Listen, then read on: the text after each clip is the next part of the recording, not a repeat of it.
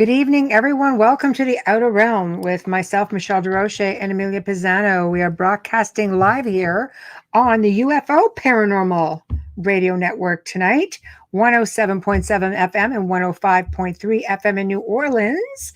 Tonight, we welcome Mr. Rick McCallum back to the show, and we will be discussing different aspects of the paranormal. Woohoo, yay. Anyway, get yourself settled in for a great segment. It's going to be a lot of fun. In order to participate in the show tonight, you need to go over to the UFO Paranormal Radio Network. And that's me. Sorry. I was going to say, it's not me. It's not me. Deja vu. I know, that was me listening to an earlier broadcast. Anyway, let me do it again. So get over to the UFO Paranormal Radio Network page, not the usual one, and subscribe. Join us in the chat room. The show will be streaming on different platforms. Actually, we're going to be on different Facebook page groups, if I'm not mistaken, and so on. So just look for it. You're going to kind of see it flashing up all over the place. The chat will come in onto the studio board. We will be able to see it. The only one we will be able to type back to will be the UFO Paranormal on YouTube, but we will try to go through your comments so you can hear it. But we will see them, and we will try to direct them over to our guest and address questions and so on. Otherwise, tag Amelia and we will go from there. So she is going to get the post up, and I am going to approve said post. So yeah, I'm doing that one right now. Yes, because, apparently YouTube did a big faux pas and took down United Public Radio, and it was a big faux pas. Should not have happened, guys. So scream at them, get mad, because that should not have happened in any way, shape, or form. No. So we're getting a little bit tired of it. So with that being said. Yeah. It's nice to know that I'm on the same network every bloody week. Just saying. I know. Okay. So it'll take a second for everybody to get here.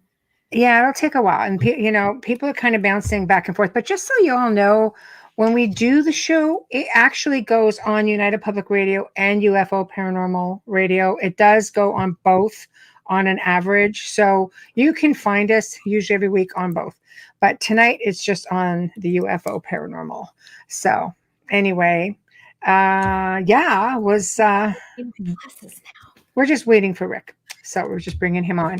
But yeah, great day today. It was like really warm out here, like ridiculously warm out here. So today was nice. It felt like summer day. Yeah, I like it. I didn't get to enjoy that. My daughter did, though. She sat outside quite a bit today, which is, I'm happy for her because she's been feeling really down because of her illness. And on a different note, if I can, for just a second. Yeah. Thank you. Tomorrow is World Kidney Day Awareness. World Kidney Awareness Day 2021. You can hashtag that. And I've already posted about her. She's expressed her thanks. And I found out that the post that we did last week was shared by the Kidney Foundation of Canada, Ontario. So I like it. It was nice to be a part of that. And thank you both, you and Joe. It's nice. We're just creating awareness. Nobody's asking for money. If you want to donate, by all means, there's a link there. But it was just a campaign that ends tomorrow at midnight, and you just hold up 6 fingers and hashtag 6 degree challenge. Yeah, because everybody knows someone, or they are someone who has an illness with kidney disease. And what I didn't know is that there are 37 million people in the United States affected by kidney disease. So it's not just Canada. This is World Awareness Day. And that is, from what our guest that's coming on, Rick, told me, was that's 10% of the population. That's huge. That is huge. Yeah, that's crazy. That number exceeds COVID just by a bit, just saying. But it's something. Did you say the C word? I said the C word. Are we going to get banned here now? Because that is a fact. It's not naughty bubbles. Yeah, but it is a fact. It is a high number for 37 million. Is a lot of people. It is a lot of people affected. It is. It is always a good cause when you can put things out there and raise awareness for sure. So I'm having a little bit of an awareness right now, awareness moment that we don't have a guest yet. He's not there yet. 130. There he is. Hello. Hi. Oh, I went sneaky like a 12-year-old. Hi, how are you? Hi, Amelia. Hello, Michelle. Hello. How are you? It only happens when Rick's on. What? Oh, he messaged me. I'm backstage. Okay. Yeah. I was there when you wanted me. I was a good boy. There you go. I'm having an awareness moment. Where's the guest? Where's the guest? I know. Joe was hiding you. Oh, there's Zach Man. Thank you. Yeah. Thank you. Yes, we were locked out of our other account right now because YouTube was having, it's a moment with the network. Yeah. Moment. So anyway, how are you? Well, I'm just wonderful. Look at this. I got you two to look at and to talk to. I mean, how much better could it be? Thank you. I love your T-shirt. I really love your T-shirt. Hollywood Ghost Hunters. I want to know all about Hollywood Ghost Hunters. Well, there's a lot to know about the Hollywood Ghost Hunters. Excellent. We got probably the most recognition when we were on Ghost Adventures. Right. We hunted along with Zach and the boys at the Pico House here in LA. Right. And for the people who don't know, the other two guys that generally ghost hunt with me is Kane Hodder, who played Jason in the Friday the 13th movies, and Victor Crowley in the Hatchet movies, and 8,000 other movies. And Ari Mihailoff, who played Leatherface in Texas Chainsaw Massacre 3, and me. All the horror greats, and then the incredible stuntman. So what? I love her. Yeah, what she said. I like it. So, what prompted you to bring the group together? We all just hanging out one day and said, you know what we should do? We should start a paranormal team. What sort of brought it together? Well, it's really strange. I've been ghost hunting since I was 13. Right. Now, as you can tell by this, that wasn't last week. Okay. When I first started, we had to use, like a chalkboard and the chalk, to draw. Sure. That we didn't have any of the nice equipment we have nowadays. Yeah, so, stuff like that. I still use that, actually. That's a brilliant thing. I think it's I think it's amazing. I don't think people should ditch that. You really want to try something, use Rice Krispies. Crunch, crunch. Yeah, exactly. You'll hear anything wrong. But the way Hollywood Ghost Hunters got started was Kane and R.A. and I were doing a movie in Mansfield Reformatory, which is very haunted. It's where they did the Shawshank Redemption and some of Air Force One. And it is a very haunted place. Well, I have always ghost hunted, like I say, forever. And I've ghost hunted with other groups and things like that. And I never found anybody that I wanted to start a group with because everybody went backwards when they heard noises. Oh, I want somebody to go forward, right? Well, Kane and I had just finished shooting at Mansfield. We're way back in the cell blocks. To anybody who remembers what they look like, they're scary. They're, rusted cells and the moonlight coming in. It was like 2 a.m. and we're way in the back. And we're walking along, and Kane says to me, now, I had never told him I ghost hunted. I hadn't told anybody, really. And he looks at me and he goes, hey, let's ghost hunt. I'm like, well, okay. What? Really? Right? So we were going around, and all of a sudden I looked down at the end of the cell block, which is probably at least 50 yards away, and I see a shadow going across. And I turned to talk to Jason, I figured now we got something going. And I turned to tell him, and he's gone. And I'm thinking, oh, great. Even the big scary Jason guy runs away. Right. But then when I turned back this way, he had already taken off and he's running down the thing towards them. And I went, that's who I'm starting a group with, that guy.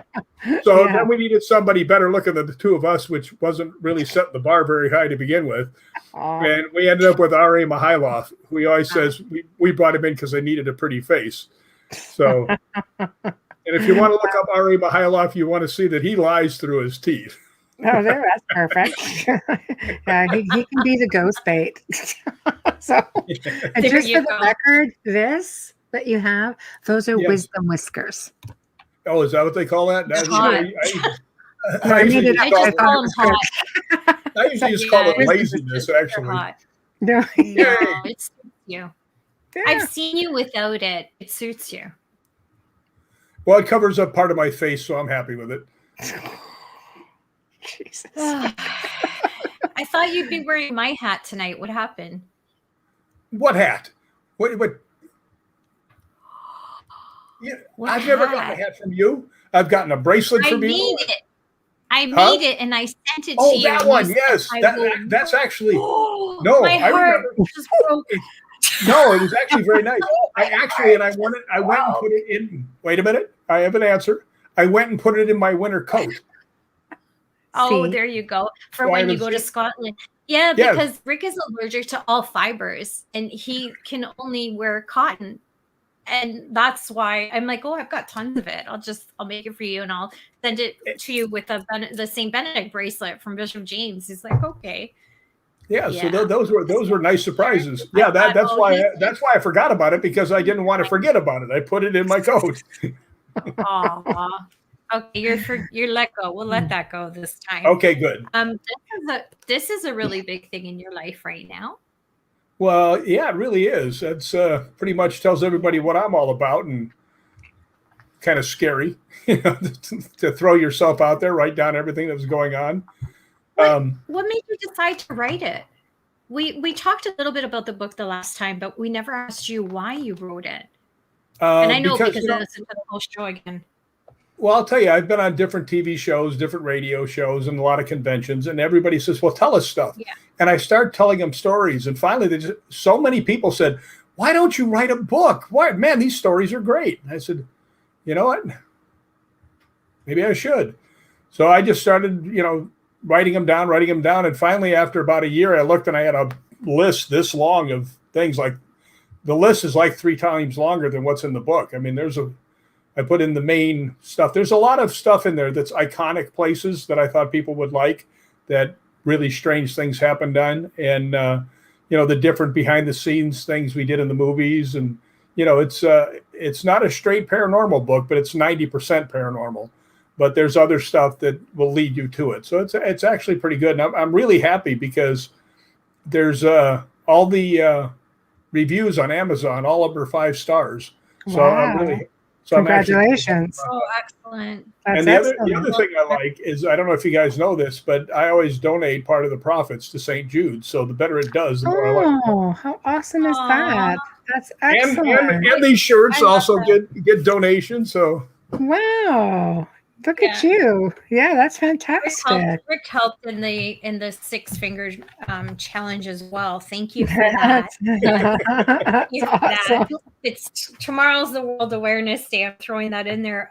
That's amazing that you're supporting St. Jude's Children's Hospital as well. It's an extremely worthy cause. That's so kind of you. You've also, what I love about it is when other people share their stories, you highlight it so that people know that it's their perspective on here. Was that something that you always wanted to do? Yeah, I thought it gives more validity to a story, because I can write down anything I want if nobody else is there, or if somebody else was there and I don't let them to tell their side of the story. So anytime something bizarre happened and there was somebody else there, what they saw happen is highlighted in the gray text, so they can see what I say happened and what they say happened. And fortunately for it, most of the stories are pretty much spot on, but little different perspective, but they're all spot on. So, I got shoved down the stairs in one place, and there was a girl sitting behind me, so she put her part in there, and had other stuff that happened at Hellfire Club and. But that's good validation too, though. That's good validation. It shows that you had a witness to what happened. Well, that was one of the things I wanted it to be more real. I didn't want it to be, just me sitting down one day and thinking stuff up. Right. Because, so, I mean, everything in that book is as true as I can possibly remember. And like I say, this is not paint. Right. Wisdom whiskers. I will say, great. And the great as they get older. Women, we need that dye bottle, that color bottle. But tell us about, I keep putting up this book. I have to put it down because I'm very fidgety. Tell us about Hellfire. I know Michelle knows about it, but I know nothing about it. So well, the Hellfire Club, tell me the story and then your experience. Well, the Hellfire Club is actually not just one place, but it's really two. There's one in England and there's one in Ireland. And I was fortunate enough to have the guys from Scottish Paranormal, which is a world-class ghost hunting group. They really are. And I'm very lucky to be an honorary member of them. And I get to ghost hunt with them all the time in Scotland. And I tell you, those guys are world-class, without a doubt. Very proud to be part of their group. But they invited me to, first off, they asked me, they said, would you like to go to the Hellfire Club? And I started laughing. And they said, why are you laughing? I said, because one of my relatives was a member of the Hellfire Club. And they said, are you kidding? I said, no. No, I said, John Wilkes, who was the Lord Mayor of London and was in Parliament, he actually was one of my relatives. And I said, sure, I'd love to go. So we go and we landed in Belfast. We went from Edinburgh. We landed in Belfast and we drove down to the Hellfire Club. Now, anybody that's planning on going there, be prepared. It's about at least a half a mile up a very steep hill. Okay? Really? You have to walk up there. And this was right after I blew my knee out. So it took a while for me to get there, but I made it. But when we got up there, it's a very strange place. I mean, it's like a big, roundish kind of looking building, almost all rock. With there's right behind it, there's a forest, and just standing there, you get this feeling that there's a lot of stuff in that forest. And we walked in, and we all spread out. We were all doing our thing, and the really weird thing that happened was they had brought a Frank's box with them. Are you familiar with that is? They call it the telephone to the bed. Yeah. And they were going through it and they weren't getting much. So I walked over and I said, can I try? And they said, yeah, go ahead. And I said, hi, my name is Rick. I'm from the United States. I just came over here to talk to John Wilkes. I'm supposed to be your relative. And it said a couple of words and then it goes, relative? And I said, yeah, I'm your relative. My name's Rick. I just came by to say hi. Right. And it goes, hi. Right. And I went, what? And it went, hi, Rick. Right. Wow. And they're looking at other people in there going, what? Right. Wow. And then I asked it. Now, this is the topper because there's no chance in the world this word will ever come up in a Frank's box session. John Wilkes was really famous because he was kind of a prankster. So I said, if I do have John Wilkes here, is the story true that you dressed a baboon up like Satan and turned him loose into the club and scared the hell out of all the members? Right? And it said a couple words and then it went, baboon. And I mean, their jaws dropped. I mean, so yeah, it was about as straightforward and, positive answers. I mean, when are you going to hear relative, hi, Rick, and baboon in five minutes? Exactly. The chances are astronomical. Validation. No, that's fantastic. That's like a direct dialogue going on. It's not because people get really funky when it comes to the ghost box. I mean, I've had some designed for me. I actually have a Frank's box here, one made by Frank Sumption, and there just doesn't seem. Yeah, I'm babysitting it for a friend right now. So, but I'm pretty grateful to have it. And I've had the pleasure of communicating with Frank, and he was very interesting man. But people get really funky with them. They're like, oh, it's just, radio waves, or it's this or it's that. But you know what? Spirits are known to ride the waves. I've seen it happen. I've had voice recordings come through, old answering machine recordings come through, and I always find it interesting because I hear faint sound of music in the background, which tells me they're riding the waves in one form or another to be able to use the words. So the fact that you're getting all of this intelligent stuff, but in sequence that makes sense, it just proves that it proves without a doubt that you actually had dialogue going with it. Well, let me ask you a question. How many times have you heard or actually had it happen to yourself where your equipment dies because the battery's drained? A lot. Okay, then why isn't it possible that the Frank's box, that they could use the energy in the Frank's box to communicate? I agree with you. I mean, that only makes sense to me. Yes, I agree with you 100%. I find that spirits, if you give them a way to communicate, to give them a voice, they will use it. You're still dealing with intelligent people. They're just people without bodies. You explain to them how it works. Yes, they're going to figure it out, right? Well, one of the things that I do that I haven't really seen very many people do, when I go into someplace, especially in Scotland, because Scotland's got older, buildings and things like that. Yeah. I will go in and first off, I'll introduce myself. I'll say, hi, I'm Rick. I'm here and I'd really like to talk to you if you want to talk to me. And then I'll say, do you see this light right here, the green light? This is a little machine that I can use to talk to you. But here's the way it works. If you come up close, it'll put more lights on. And then if you back away, I can get yes and no answers from you. And the Scottish Paranormal guys, if you look at the back of the book on there, one of them said, if Rick is there, spirit is there. Because I have walked into a couple places where they said K2 doesn't work here, right? And I said, who's the person that you say you talk to all the time? And they said, Mary Sibbald. And I said, Mary Sibbald, are you here? And it goes all 5 lights. And they went, how does that always happen with you? And I was like, I don't know. I'm just charming. That's what I would say. It's my charm.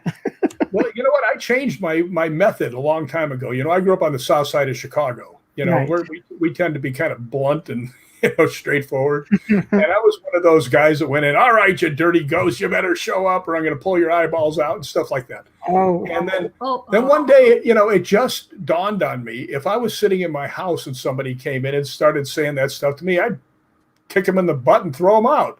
That's I changed my tactics completely. Now when I go in, I open myself up, make myself as pleasant as I can be. And I have gotten so much more activity. I mean, it's amazing how much activity I've gotten, to the point that even guys like Scottish Paranormal go, this is ridiculous. What's going on here? Because you're respectful. That's why I don't always agree with, challenging and calling them out and demanding. Don't put demands on them. They're people. People. They're still people. And if you want them to give you the respect of giving you an answer, then give them the respect. I've not had issues getting communication because I'm respectful. Well, and I agree with that 100%. Good intention, right? Yeah, it's about I agree with that. I've actually been on ghost hunts with other people, and they started doing that. And I turned around and said, don't do that. And they said, why not? I said, first off, you're not going to get anything back. It's a waste of time. I said, the second thing is it's just annoying. Here you're trying to communicate with something. Would you go up to a dog that was afraid of you and start yelling at it? No. You'd go up, put your hand out, let them smell it, and then you make friends. It's the same with a ghost. You don't chase it.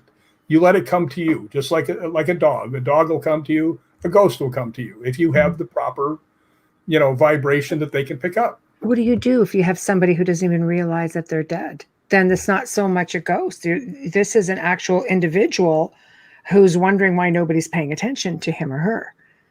Well, I think there's a lot of lost souls out there. I really do. And I've actually, and no one can say positively they've ever done this. And I can't either. But I do believe that I crossed somebody over one time. And you talk about a really special feeling for the rest of the year. That's it. Yes. Because I kept saying, go closer to the light. Are you going closer? And it would go and go, and it said, all right, now here's what I want. I want the lights to go down so I know you're not so close to me. Okay. And it went like all 4 or 5 lights. And I said, are you going? And it went down to 3. And the people are standing there watching. Right. I said, keep going. And it went down to 2 and was flickering. I said, are you there? And it flickered. I said, can you please do something so we know that you made it across? Right. And this one girl was standing to this side. One girl was standing to this side. And the girl on this side went. And I did too, because I heard something. Now, you both know that you never say, did you hear them say this? Because then that's what I heard. You always say, what did you hear? What did you hear? Yeah. That's a big mistake. I said, did you hear something? And she said, yes, I did. I said, what did you hear? She goes, I heard a man's voice. I said, so did I. What did you hear? She goes, he said goodbye. Right. And I looked and, you could see it really affected the people who were there. So, it's when you say emotional moment and it goes goodbye, that's you're saving the soul. It's fine. Yeah. It's fine. That's a really big thing. That's a big responsibility. I don't know if I saved it, but I pointed it in the right direction. Well, you did in a way, because if you wouldn't have pointed him in the right direction, then he may still be lingering around just hoping that somebody would point him in the right direction. And some of these souls just eventually lose their way and become really maybe agitated because they're trying to reach out to people who just don't hear them or aren't capable of hearing them. And then they just become lost. And sometimes it became really mean, because they're fed up. Well, I think the problem is, too, that too many people in ghost hunting are into the gotcha moment. Once they get I got you, instead of just sitting there and just saying, well, nice to meet you. My name's Rick. Actually, one of the most amazing K2 sessions I've ever had was 2 stories below a hotel. I won't say the name of it, in Edinburgh. One of my friends was the front desk guy, and he said, can you come down and talk to us? So I said, okay. We went down there, and I instantly started getting stuff. And I said, is there any Wi-Fi down here? He said, no. I said, power cables, anything down here? And he goes, no, there's nothing down here. So I did the baseline sweep, and I didn't get anything. And it was funny. I said, is there anybody down here? Right? Nothing. I said, if you want to talk to us, all you have to do, and I explained the light, and it goes off 5 lights. And he looks, his eyes light up, and he's holding it, right? And I said, did you live here? Right? And it goes off all 5 lights. And I said, okay, let me ask you this. And I'm double checking. I ask him the same question twice all the time. And I told him, I said, if you come closer, we can communicate. And I told him that. And it comes up and it's all 5 lights. I said, okay, move back. So it goes back down to 1. And it instantly goes down to 1. And he looks over at me. And I said, yes, that's how we can communicate. Now you've got it. So we started talking again. And then I said, I asked him a question, and it goes 5 lights, and it's sticking. I said, go back to 1. And he goes, boom, immediately, right? So I asked him, I said, can I ask you how many spirits are here? Would you light it up when I get it right? And I said, are there 2? And it goes 5 lights. And he looks at me, and I went, 3, 4, 5. And he's looking at me like, it just went off on 2, right? And then I went, 2, and it went all 5 lights again. And he goes, oh, now I get it, right? But then I said, can I ask you what years you were here? Were you here in the 1900s? So the 1800s, 5 lights. So it was everything went like this. It wasn't like, wait, like go back to 1, instantly to 1, twice. And you can say all you want about there might be Wi-Fi, there might be things like that, but I can't make Wi-Fi turn off, and I can't make electricity turn off and go back to 1. No, exactly. Like that. Something else had to have done that. No, exactly. Do you ever come across spirits that are just very, frustrated with the questions? Because I think sometimes people ask questions like, I like that you interact intelligently, because I think one of the most, I remember doing an EVP session one time, and it set precedence for how I do things, like being aware of the surroundings, looking at maybe photographs and asking questions based on that, especially if I'm dealing with Victorian spirits or older. And I remember there was somebody, it was a tour, so there was somebody else there from another group, and they were asking, is there anybody here? Things like that. And the way this series of questions went on, it became evident that the spirit was just annoyed, because the spirit just said, stop it. Just like, stop it. Stop it. And that was the recording he got when he played it back. I'm like, that's pretty straightforward. Stop it. Stop it. Because you have a spirit who's standing beside you. Is there anybody here? I'm thinking it's like a lack of intelligence. They're thinking like, I'm right here. What's wrong with you? Is there anybody here? Yeah. It kind of felt like. Is this thing on? Yeah, because it felt like a bit of, when you listen to the EVP, it sounded a little bit of this like sarcastic, like, oh, stop it. Like, and I'm like, all right, I think you've been told. So have you ever encountered something like that? Or, You were schooled. Well, I did encounter a very angry spirit, which we knew through the K2 that it was telling us to leave by what happened. There's a house up here that a world famous magician who has died like in the 30s. I'm not going to say his name. I promise not to. But if you don't guess who he is, you're not thinking. I know who it is. But anyway, we went up to this house and we were ghost hunting all through the house. Huh? No. Did he drown? I'll leave that right there. I think he died from something, his appendix burst or something from somebody who punched him a couple days earlier. That's the same guy. Yeah. But anyway, we go in there and we walk into this basement area. Me and one of my other guys named Ed, who was one of the Visigoths in the Capital One commercials, the Viking-looking guy. Nice. And he's like 6'3", 300, right? So we go walking through the door, and this giant shadow goes across the wall. I figured it was us. The two of us can cast a pretty good shadow. So I said, Ed, come back. And we went back and forth, couldn't cast any shadow. So we went in there, and there were two single beds, separate. You kind of expected Lucy and Desi to be sitting in them.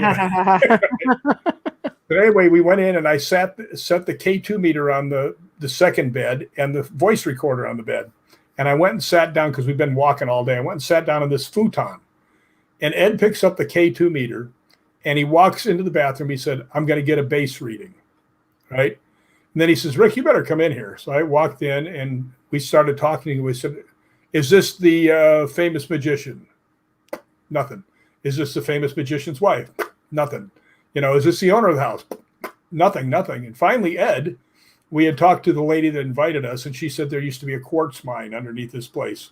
Oh. And Ed goes, were you a miner? Bam, 5 lights, right? So he goes, that's it. And I said, were you the magician? Were you the wife? And I went through it again. I said, are you the miner? Boom, 5 lights again, right? So we started trying to talk to it, and you could tell that it wanted nothing to do with us, right? So I said, Ed, let's get to the bottom of this. Do you want us here? If you do, light it up. Dead silence. I said, I'll tell you what, if you light this all the way up to 5, we'll leave. Bam, all 5. Right? Wow. I said, I have to check this. To be left alone. I said, if you do it again, all 5 will leave. Boom, all 5 again, right? So we start to walk out. I pick up the recorder and we stop and the thing goes all 5 lights again. I said, are you trying to tell us to leave? Boom, 5 lights. Now you're bullying me. Yeah. Get out. But the weird thing is I got a good EVP from there, and you hear Ed say, I'm going to get a bass reading. And then you hear, no. Ooh. I mean, very, very forceful. And I was on the bridge at Roslin Castle in Scotland, next to Roslin Chapel. That's very beautiful there. From England.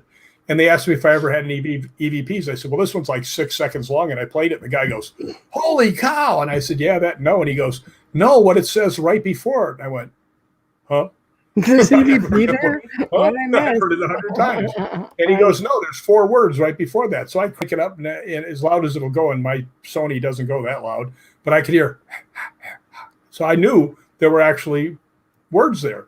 Right. So I had one of the guys from the Scottish Paranormal, who's a really good. The Scottish Paranormal guys all have their own thing. One does audio, one flies the drones, one does, they all have their own space that they're really experts at.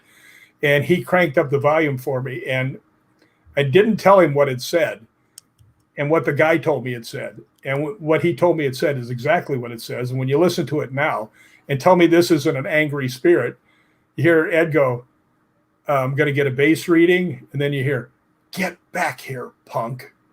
And then you hear, no. So that spirit did not want us anywhere near that bathroom. Wow. Wow. I mean, if you think about it, you're dealing with people who've been gone for a very long time. I think they have a lot of time to build up that energy. I mean, you look at some spirits that they never get the strength to really, if I say this side of the world, we're pretty young in comparison to Europe, but it's hard for them to build up the energy to put in sentences like that. You're lucky just to get the odd word here and there.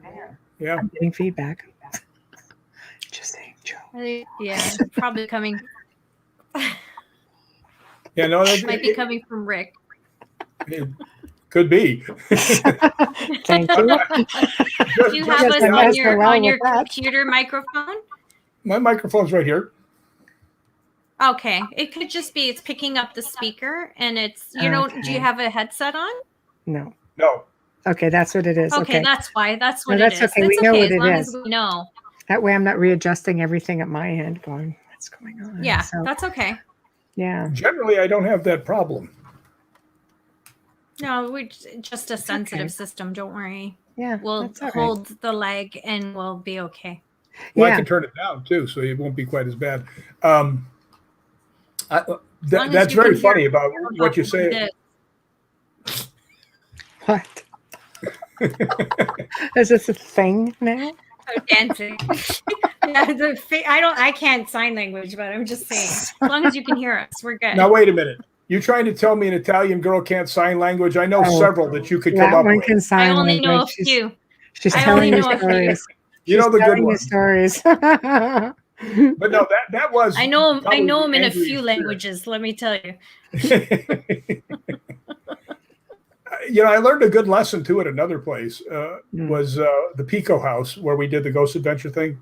About a year ago, another group asked us to come out and ghost hunt with them. Well, Kane was off doing a movie, which he always is. So RA and I went, and when we got there, I took him downstairs to where Nick and I had a whole bunch of stuff happening, and I said, let's start talking to him. So I was trying to get some interaction, and nothing was happening.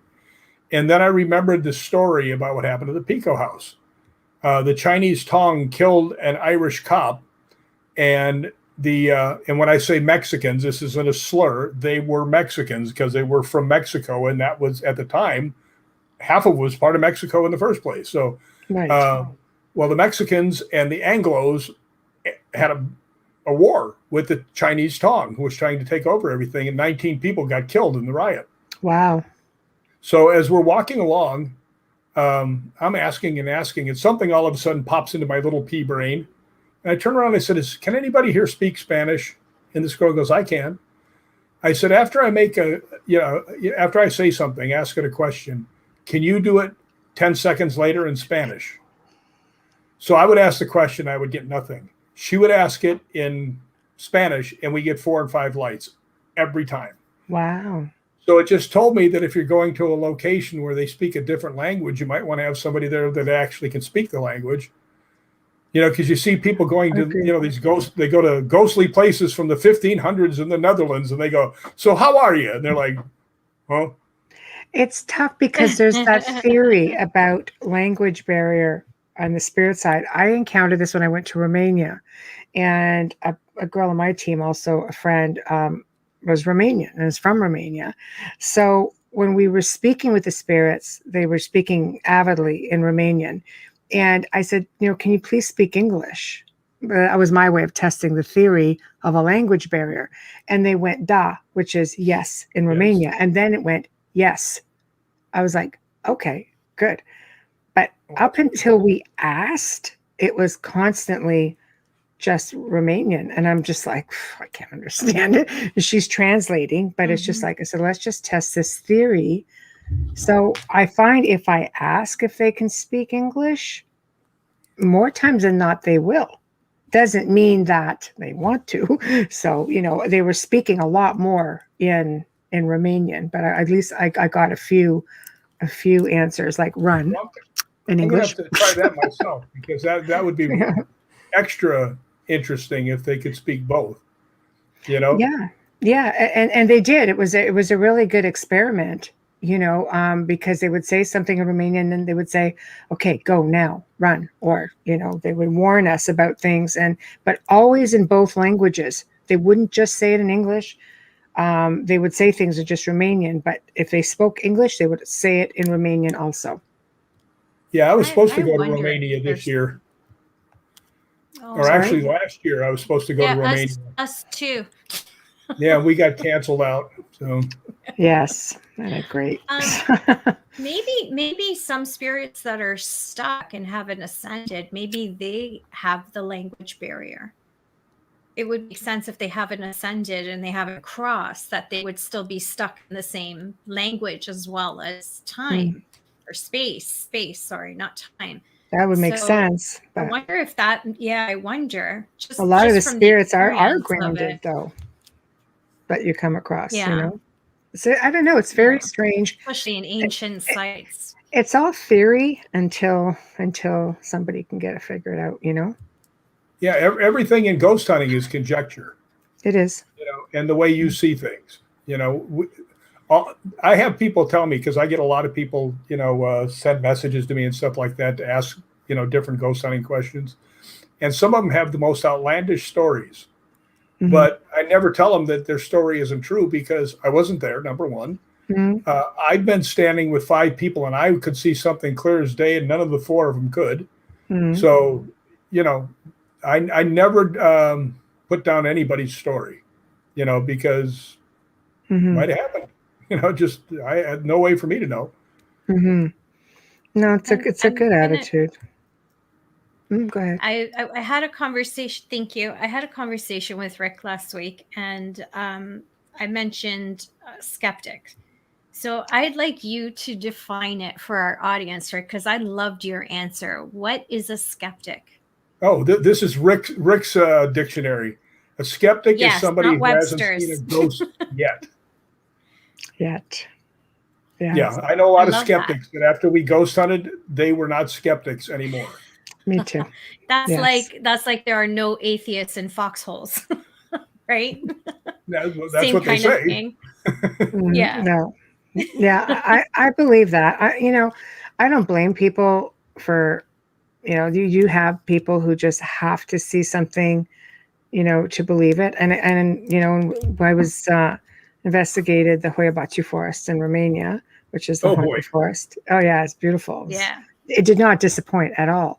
And we did have a skeptical person there, hardcore skeptic. And when things started happening, there was one part where the one section of a tree line looked like something, it was going down like this, like something was coming over it. It was very strange. There was no wind. It was a hot July night of the supermoon, really just dead air, literally.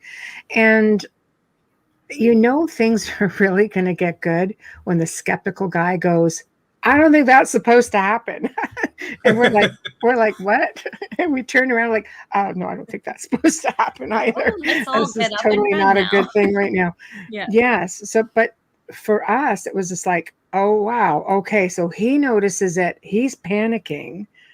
And that whole night, even when we finally got back to the room, something followed back. And in both rooms, because we were 2 and 2, all kinds of things were happening in both rooms. And he came down the next morning and just basically when he goes, I have no explanation. And that's all. I'm just going to leave it right there. Like, okay. And I'm never going with you again. Right? That's okay. I don't need you now. No, I'm not a skeptic and I don't want to go with her. It's like I'll meet out the boundaries of the forest, and you call me if you need anything. Just text, okay? It's an exceptional place. It does not disappoint. It is almost from creepy start to finish. I got there 4 p.m. from start to finish. It never stopped. I have to go there. That was one of the places we were going to go to too. You do, but there's a couple of ways in, and there's 2 circles, so you have to make sure you know exactly where your coordinates are. So I'm going to call you guys up and ask where they are. So I will get them for you. I will get them for you. I absolutely will. Not me. It's a great place. Yeah, people camp there.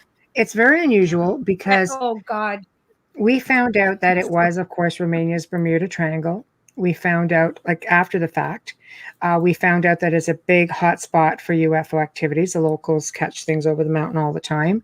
It was a 4-kilometer hike in to get to the top. When we got in there, it was quite unusual because it had an unusual silence about it. And the trees, of course, are all bent out of shape. And, that's what it's known for, all these crooked, crazy, gnarled trees. And we noticed that there were insects. There was greenery, but there were no animals. Not that they went further in, but because we had lunch in around there before, just going in and checking everything out. And there were no birds. We couldn't hear birds. We didn't see little chipmunks or things like that running around. There wasn't anything like that at all. And there was this crazy humming sound, like a droning, it was sort of sounded like a and I'm thinking, that freaking portal. just scare. Ask me for a friend. Is that a portal? That's a giant one. Yeah, because you don't want to get sucked into it, you know. So it was really weird. So I'm like, okay, I'm just gonna have a nap in the circle, and I'm gonna see if I can pick anything up, you know, because your subconscious relaxes, and there was just stuff circling nonstop the whole time you're trying to sleep. So after about an hour, I'm like, I'm wide awake. You know, it was an interesting experience. And when we headed out, there was definitely something following us back. You could hear it on the trail behind us. I don't think you would be disappointed if you went in. If you were, I'd be shocked, because I have known people who have gone there who have said, like, it just start to finish. It just didn't stop. Just don't go in there by yourself, Rick. I would. Don't go in there by yourself. I know you would. I just said I'll don't go anywhere, any haunted place. I'll go by myself. I'll stay overnight. I would rather have people go with me, but everybody's too scared to go in. I'll go. Oh, no. Michelle will go with you. She's not scared. I'll go with you. Oh, and you know what? It's actually not, you know, I'm braver than you. I just want to know. I come out to ghost hunt. If I'm at a place and you don't want to go in, I'm going in. That's why I came here. You know, it's a very unusual place. I think you don't want to read up on it too much. I didn't want to know much about it when I went, because it made it that much more interesting. Like, there's 6 ways in to this circle, and there are trails that go through all of them, and some of them are marked, some are not. I remember at one point sitting up after, you know, just catching my bearings after I had my little nappies, and there was a cart, an old cart and horse with a man in it just going across, and I'm like, but he looked like, it's very difficult because he looked like he was out of time, like his different time period. But many parts of Romania, you are stepping back in time and in real time. That's just how they are. It's very, very like time stands still there. But he was just kind of looking at me strangely. I'm looking at him as I go and run up to that thing and poke him or something, because I was sure like something just didn't feel right. And as I looked down the trail, it was just gone. I thought it was just going to go down the trail, and it's just gone. That is one to remember. I'll tell you. It was different, but I'm like, for real? It's like, because it's like, it's like 4 or 5 in the afternoon, and it's bright out. You just don't expect to see it. Yeah. You know what I mean? It's just bizarre. But I mean, there was a shepherd, an entire herd of sheep that disappeared up there. There's a little girl who disappeared up there.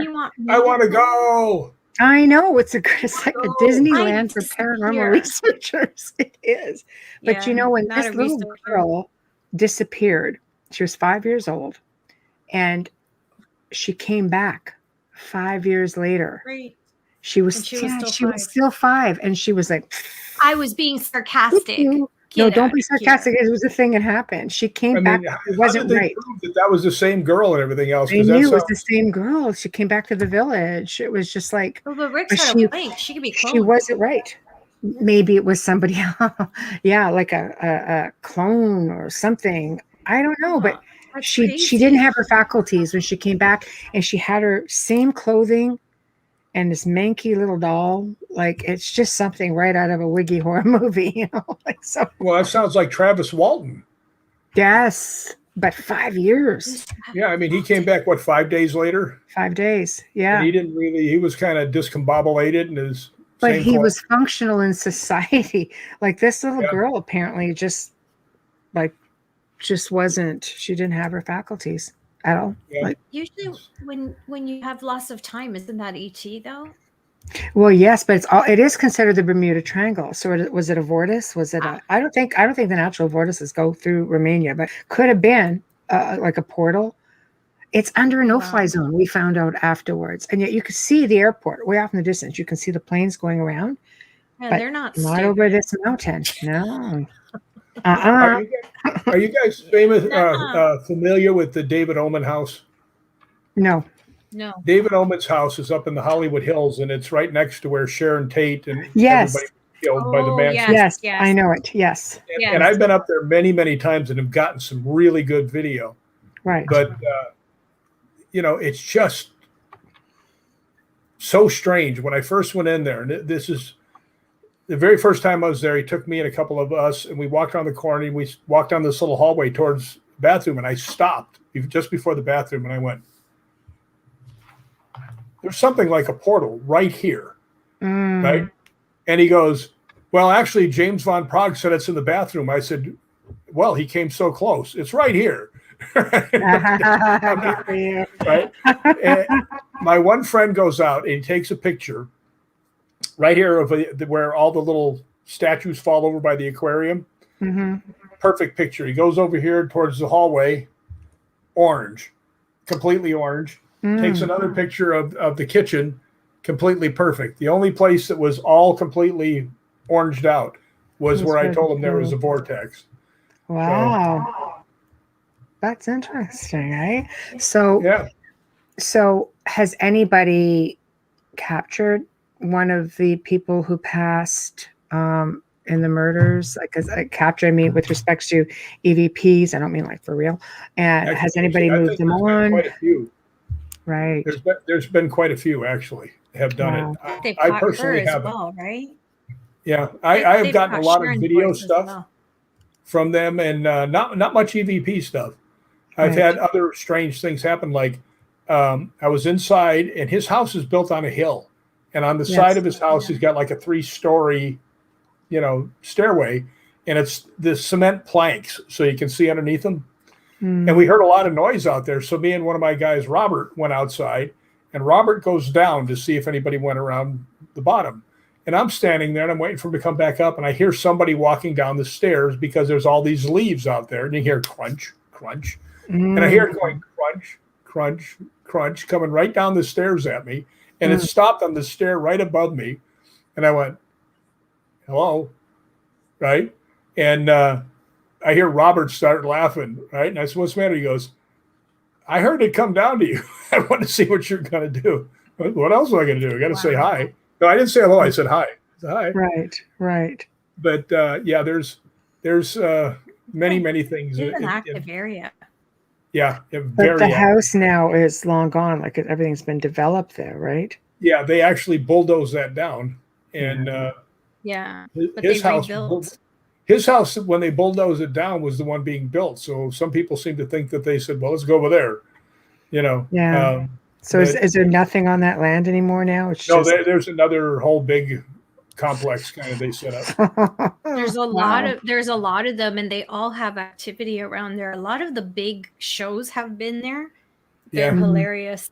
Some of them I was laughing because I won't say what show. It was really funny. It wasn't, I'm not mocking the show, but two of the investigators panicked, and what they found out it was the ice machine on the fridge. But it was the Omen house, and they did get Sharon's voice. They had a female voice. They're saying it's Sharon, but it really did sound like it would have came from her, what was being said. We did but then again, like, you just don't know with television shows. You just don't know. Absolutely. I can vouch for Ghost Adventures on the one we did, because Kane and I are very protective of our reputations. And we watched them like hawks, and they didn't do anything above board, below board. Everything was exactly as it seemed. So I would vouch for them on that one, because I was there. But there's so many things that have happened to me in my life. A lot of them are in the book that are just bizarre, that I can't say anything. I wanted to pay back Scottish Paranormal, Premier Paranormal, and Anubis from England, because they'd all invited me to go ghost hunting with them. Well, I was lucky enough that a friend of mine was the manager of the Real Mary King's Close, which is one of the most haunted places. They say it may be the most haunted place in Scotland. Wow. And if you've never seen it or heard about it, it's actually, you go down this long kind of tunnel almost, and it's like an underground, like a city block underground. And we're in the caves and everything else. There's one little room that's a shrine to a little girl who died down there named Annie. And all people put coins, and they bring little toys and stuffed animals for her. And what I wanted to do is I invited several people from each of these things, from each of these groups. And I had 3 from Anubis, 2 each from Premier Paranormal, and 2 from Scottish Paranormal. And when we got there, I said, look, here's what's going to happen tonight. Tonight is a para-unity hunt. Nice. And they said, okay, what are we going to do? I said, none of you are going to ghost hunt with people in your own group. So everybody had to have new people. And I do recall, and this was kind of interesting because it was all new people. And one of the assistant managers was also with us, a lady, very nice lady named Kat. And we had just come out of Annie's place, and I'm standing there, and I'm hearing something very distinct. And I'm not going to say anything about it. I'm just kind of glancing around at him, and then I start seeing him go, so I know they're hearing something. So finally I looked over and said, you guys hearing something? They said, yeah. I said, so am I. So what are you hearing? And like a group, they went, it sounds like a heartbeat. And I went, it really does, right? So I asked Craig and Kat, who's in there all the time. I said, Kat, is there anything that could cause this sound? She goes, nope. So that was very weird. Wow. Not even plumbing would cause that sound, right? Yeah. Like, did anybody take a stab at it? Was it? Yeah, we were all trying to figure it out. We asked Craig, the manager. We asked Kat. We were saying, could it be trucks going up above? And they said, you're 30 feet below ground. You don't hear anything from up there. So it was just something really weird. I mean, but it's a fantastic location. Like, it's just, it really is. As a matter of fact, the guys from Scottish Paranormal said this is the most active place they've ever been. So it was a pretty good ghost hunt. Yeah, but I believe it. See, I will tell you, it was Edinburgh. Oh, just 1 second. My laptop is dying. I'll be right back. You guys keep talking. I just have to plug in, or I'm going to turn off. Well, we don't want you to turn off. I have enough girls turn off on me already. Hurry up, Bubbles. Quit slacking. No, but I want to tell you this story. The people from the girl that runs Anubis, which is in England, Mandy Fellow, she's a medium and very well-known ghost hunter over there. And they took me to a place called Bolton Abbey, which was stupid haunted. I've never seen anything like that in my life. But before that, we went to Norwich Theater. And we'd been going, people were getting things, saying this was happening. I wasn't getting anything. I was like the odd man out. And finally, we went downstairs underneath the stage of the theater. And in the middle of the room, there's this pipe about this big that went across the room to keep you from going on the other side, where there was like the pulleys and everything for the stuff upstairs, and there was an electrical panel. And they said, nobody go on that side. Okay, so I'm right up against the thing, right? I'm as far as you can go. And I'm looking around, and I'm looking back at the crew, and I turn around, and there's a guy on this side, and he's got his hand down. It looks like he's looking at something. And I figure it's one of our guys looking at his phone or looking at a K2 meter or something like that. So I looked back to see who it could be, because it was just in silhouette, because it was darker over there. But I mean, it was very obviously a man, and it was I could have reached out and tapped him on the head. It was that close. Wow. And I turned around and looked, and Mandy is like, I said, what? She goes, you saw him too, didn't you? And I went, yeah, I did. Right. So a little full body apparition within arm's length is kind of unusual. It doesn't happen often, even without arm's length. Like, it's I mean, it was, but it was so funny because she's very, very well respected ghost hunter. She goes, you saw it too, didn't you? And I went, yeah, I did. I have to ask you, one of the popular sites, of course, in Scotland is Culloden, the Battle of Culloden. Culloden. Have you investigated it there, the battlefield? I have not had that. I've done a battlefield, but it wasn't that one. Right. There's actually even a better battle. It's the most bloody battle in Scottish history. And it's right next to Roslin Chapel. It's about a mile down the road. And really? It's called the Battle of Roslin, 1303. Wow, 1303. Yeah, so I went down there to see, I was going to go at night and go out into the fields and see what I could get with the thermal imager and stuff. So I went into the forest, and going over a hill, there was some dry dirt with mud under it, and my foot slipped out, and my other leg went underneath me, and I just exploded my knee. So I slid down the hill all in mud, grabbed my leg from behind me and put it in front of me, and sat there for like 5 minutes. My leg is spasming and everything else. I went, okay, stupid. Now what are you going to do now? What are we going to do now? So I get up and I turn around. And I said, I can't walk, because actually I need a knee replacement after what happened. right? And I got up and I'm standing there and I go, there's no way I can get up that hill. It's muddy and I can't barely walk. So I turned around and I looked, and there was a long road that went out, and it was covered in mud. But I said, well, I got to go on the flat surface. So I walked 2.5 miles out of the place, Right. And the guy that ran that farm actually picked me up and drove me back to Roslyn Inn where I was staying. But he and I became friends.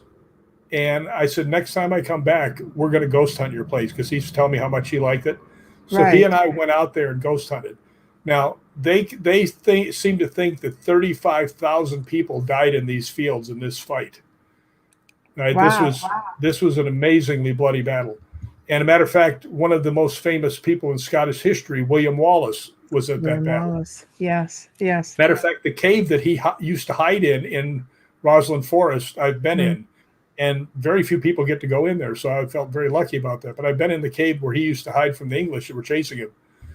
But we went out there, and we were out there for about 3 hours, and it was spectacular. We're in these long, long fields, and there were some like barns and things like that. And then the moon rose, full moon rose up, and we could see the light of the moon and everything else.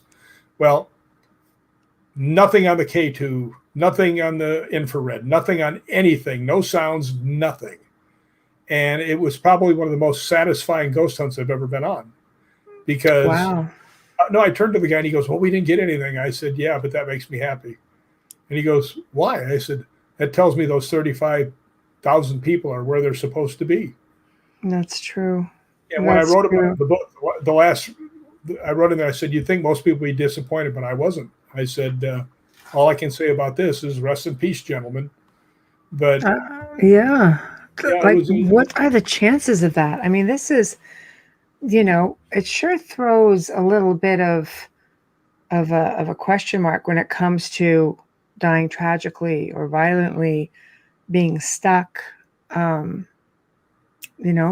This is you would think that for 800 years ago, or not 800, 700 years ago, right? That gives you plenty of time to move on.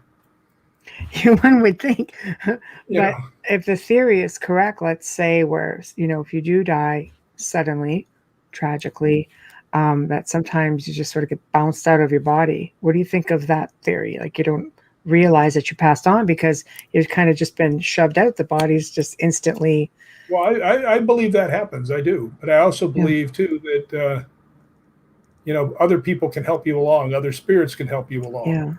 I actually do believe that, and I've seen it. So I know when people are about ready to pass away, that other family members come to them. That's correct. Yeah. And I've been sitting there twice when it's happened. So, I mean, with my mom and my dad. So, so I believe that if there was a spirit that was really lost there, eventually somebody would come to retrieve them, from that amount of time, 700 years. I mean, somebody would have finally said, we got to go get Bob, Yeah, like, where's Bob? It's been a while. I think we've got to go find them. We need a fifth for Pinochle. Come on, where's Bob? That's right. Where is he? But it's obvious that people do get lost and they stay behind. And I think a lot of them do it because they don't know they passed. Or maybe they're just afraid of, I think religion just embeds it into judgment. What have you done? They instill the fear of God into you for coveting your neighbor's wife, for God's sake, let alone battle, war, murder. Well, if that keeps you out, man, I am in deep duty.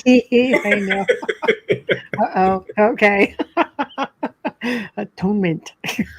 I never did anything about it. I just coveted. Yeah, that's right. I only coveted. I didn't do anything about it. Innocent coveting, that's all. So, yes. There was a friend of ours who just passed recently in a tragic car accident, and she was a passenger, and her family came for her immediately, whereas the driver of the car, who was the cause of this entire accident, it was a horrific accident, she basically missed the boat on the relative coming for her. She just refused to go with him. Maybe she didn't recognize him because she was young. Her parents were young. Maybe she didn't recognize. I think it ended up being a great grandfather. But it goes to show that sometimes they try to bring them, they try to grab them and it just doesn't get acknowledged. Are you okay? I'm just wondering what all that fumbling was about. Okay. Can you hear? Yeah, unfortunately, I don't have my mic on. I have the mic. Well, you're back though. That's good. My laptop well, I can hear you. died. The plug pulled, and I didn't notice it was at 100% when I started, and it just died. So, yeah, crazy. It's my fault. It's your fault? Yeah, stuff dies. Whenever I'm around, stuff dies all the time. Lights go off. I mean, it's weird. You? But I do that. I destroy electronics, like even toaster ovens. They're gone before a year with me. I don't know what it is. I have no clue. But I'm going to turn this around, so I'm a little bit okay. Feel better. Got some nice things there, Amelia, and I like Michelle's too. I mean, I get Michelle looks like how I would decorate my place. My whole house is like this. No, that's her whole house. This is just my office. Nobody comes in here. Yeah, this is the whole house. This is. This is actually my bedroom, and nobody comes in here either. So. Oh, you hear that, ladies? Actually, I have to tell you. Go ahead, Amelia. No, you're so out of it. I mean, your friends say it. They say women will hit on Rick, and he doesn't. It goes right over his head. So there is a chapter in the book, and the title of the thing is "When it comes to women, I'm the dumbest man in America." And no, there is. It's actually true. I actually, the first line in that thing is, I could have a girl give me a kidney and buy me a Cadillac, and I'd ask my friends, "Do you think she likes me?" You know, I'm a bonehead. Let's just put it that way. No, that's okay. It's not a bad trait. You know, get my earbud in. Yeah. The earbuds are yeah. I just have to get accepted on the phone, but I can hear you guys, so don't. Okay. But one of these days, we're going to have to ghost hunt together. That would be fun. Not that Romania. Would be fun. Not Romania. Why not Romania? Romania is always fun. Everything's good in Romania. Yeah. Honestly, you could be anywhere. I remember I was at a beautiful villa at the base, very close to Bran Castle, and I was woken up in the morning at some ungodly hour. I think it was like 6:30 in the morning, and right in my ear it was a like this. I'm like, I'm okay. What the hell was that? And I look over at my girlfriend who was sleeping in the other bed, and I'm like, Melissa, what's wrong with you? She was out cold, and she sleeps like a bloody rock. She can sleep anywhere, that girl. And I'm just going, holy shit. And it was just like, first off, how do you know me? And who the hell are you? It was very strange.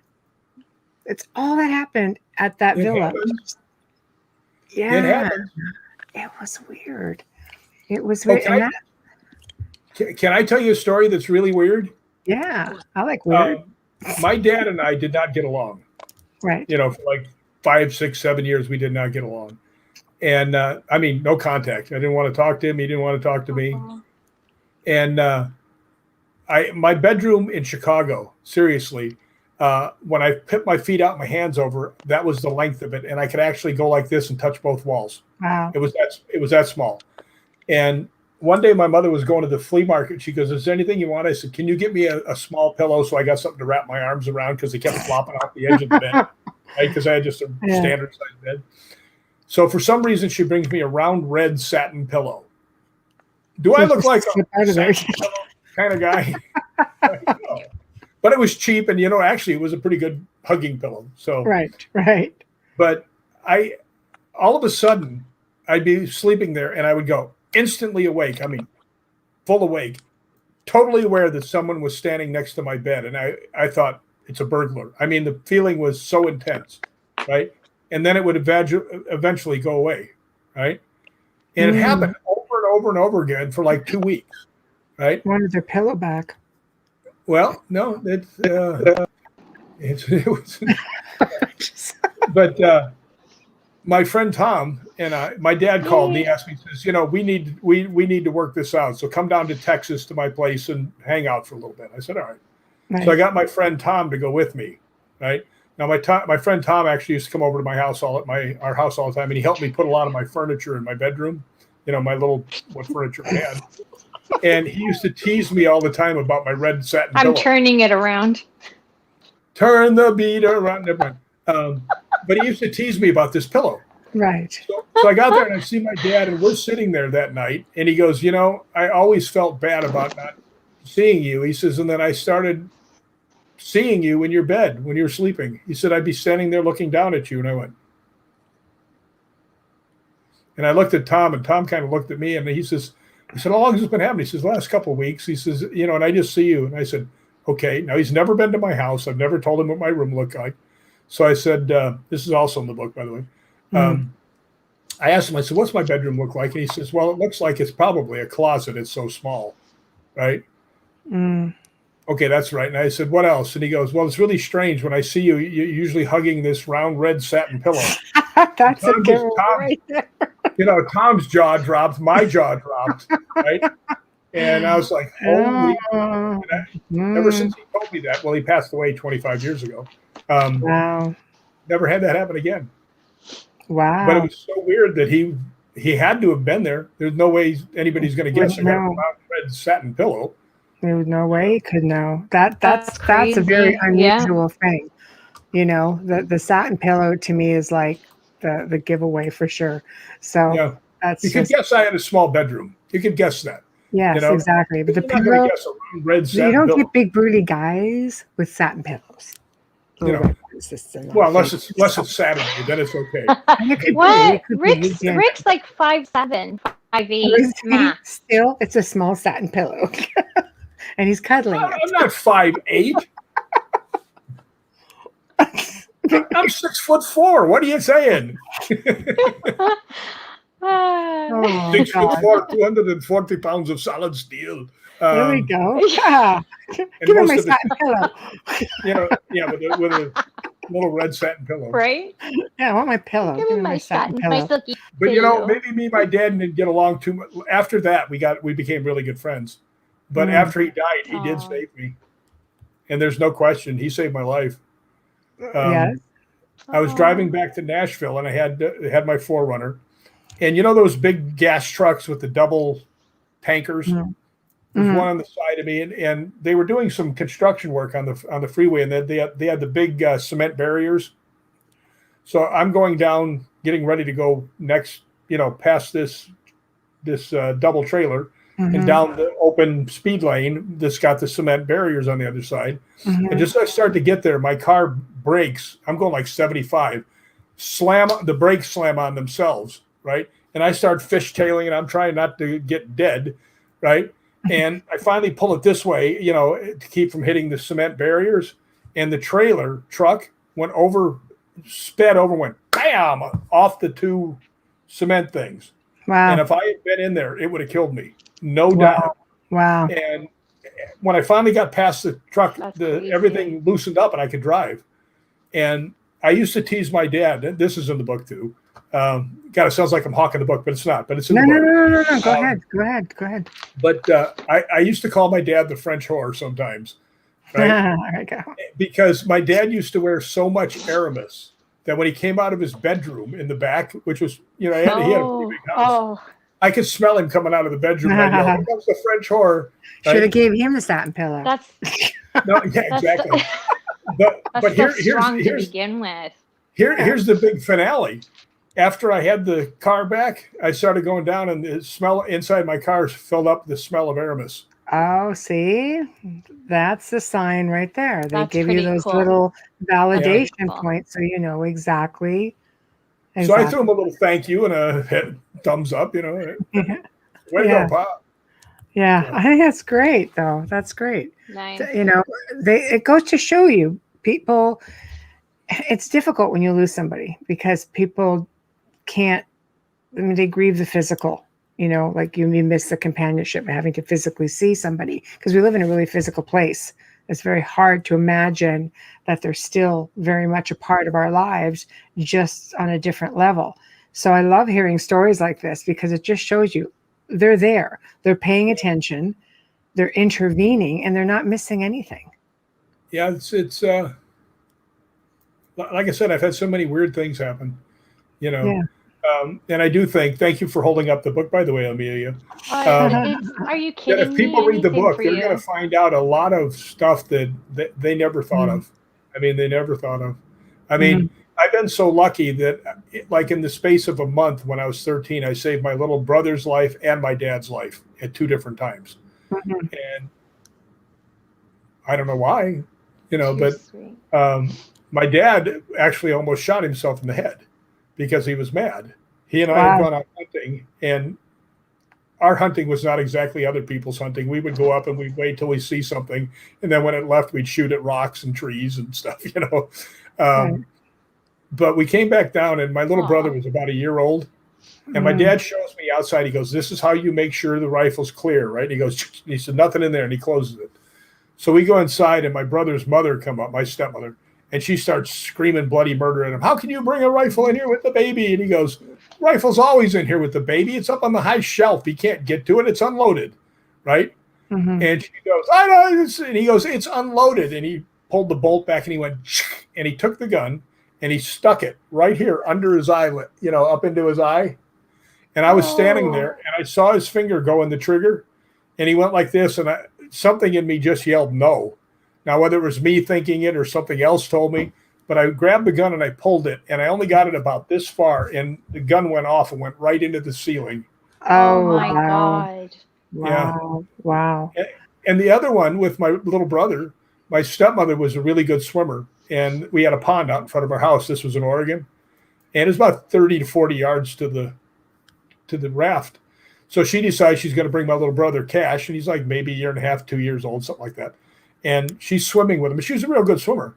But unfortunately for her, there were 2 dogs, Major and Baron, who were part Great Dane and part German Shepherd. And they decided they wanted to go swimming too. And they got about halfway there and realized that they weren't very good swimmers. So they went to the closest landmass, which happened to be her. Oh, and wow. They're hitting at her and trying to use her as a thing. And she's trying to swim with one arm and hold on to my brother. And one of the dogs hits Cash, and he goes under. Right? Now, I'm up on the raft. Like I said, I'm about 13 years old. And I see him go under, and I go, "Ugh!" Right? And I dive in. Now, to find him in the dark water in this thing is hard, So I took off, and I was swimming as faster than I can. I'm really going to town. I look like Aquaman because I figure he's going to die, right? Yeah. And I'll never forget this the entire life. And I don't know who interceded or anything, but I was coming down, and as I was coming down, I went to the exact spot he was at, right, which was a miracle at first. But what was so funny, he was sitting on the bottom like Buddha, with his legs out, the classic Buddha. Because babies can breathe underwater for a little bit. Well, they can hold their breath, like they do really well. Yeah. Well, he had on a diaper or white shorts, but it was white. And I looked down, and it was amazing. I'm swimming towards him, and he looks up and he sees me, and he goes, "Aww." So I grabbed. I'll never forget that. He was the chilliest little kid. Baby down. Right. Here, What were these little hands going? Yeah, come get That's my brother. Yay. Oh my gosh. So like I said, in the course of a couple of weeks, I saved 2 people's lives. So yeah, that's a mega intervention there. And then you wonder, well, maybe you don't wonder why you were drawn to the paranormal. You say you have always sort of gravitated towards it, and you've been doing it since the age of 13. What just makes somebody curious about it? I would say that could be a good start. well, I was drawn into it. I mean, when my grandfather died, he shot himself in the head cleaning his gun. Okay. Wow. Yeah. Yeah. Oh, that's sad. Yeah. Have you ever seen him in spirit, or like was he stuck? Did he No. Actually, this was in Chicago, and I didn't really know him. I'd only known him for like 2 weeks. Wow. And he wanted to be buried in Paducah, Kentucky. So my mom had very little money. So we went on the train, and he was on the train, to go get buried. And when we got down to Paducah, Kentucky, we found out that his name wasn't Joe Kelly. His last name was actually Volholius, and he was 100% Greek. We always thought he was Irish. But anyway, my mother says, well, let's find a place to stay, because, we had to go put him on and go. So we didn't have a car. We didn't have much money. So we walked to the very first place that we could, and it was a 2-story brick place, not in the best part of town. Mm-hmm. And my mother walks in and she goes, do you have any rooms? And he goes, yeah. And she goes, well, how much are they? And it turned out it was pretty cheap. And she goes, well, can we get the room? And the guy says, there's only one left. So she goes, well, that's okay. And he goes, well, I have to tell you, it's haunted. Now, I'm maybe a little older, maybe 14. And no, I was 13. This is before I went back to my dad's. And I'm looking and I'm like, really? 13? I'm like, it's like the golden ticket to Disneyland. Don't look too excited. Don't look too excited. Yeah. We go up there, and it's the weirdest room. It's a big rectangle, and it looks like a volleyball court because it's got the same kind of wooden floors, and the beds had rollers on them. And one bed was way in the one corner, one was on the other side, and it was about 25 feet to the middle. Big, right? Big room, and it had neon coming in the windows. I mean, it was. If you're doing a horror movie, this was the place you wanted to do it. Alfred Hitchcock would have used this as a location, this room. But we were both tired from traveling and everything else. We both went to sleep. And all of a sudden, I hear my mother scream. So I wake up and I turn around and look, and here's her bed, coming across the room at me. Right? So I'm looking at her, and suddenly I realize my bed is going across the room, and we met in the middle. Like, bam! And we just sat there and looked at each other, right? And probably 10 seconds just looking at each other, and she looks at me and she goes, I think the guy downstairs is right. Right? So my mother was very, very smart, and we actually went about trying to debunk this long before there was any TV shows talking about debunking. We took a glass and laid it on the ground in the corner to see if it rolled, see if the floors were warped, right? So then we thought, well, maybe a truck went by and the vibrations made the things roll. Well, we already knew the floor wasn't warped, so that wasn't going to work, but I decided that I would get behind the thing and push and see how far I could go. I got it about 4 feet.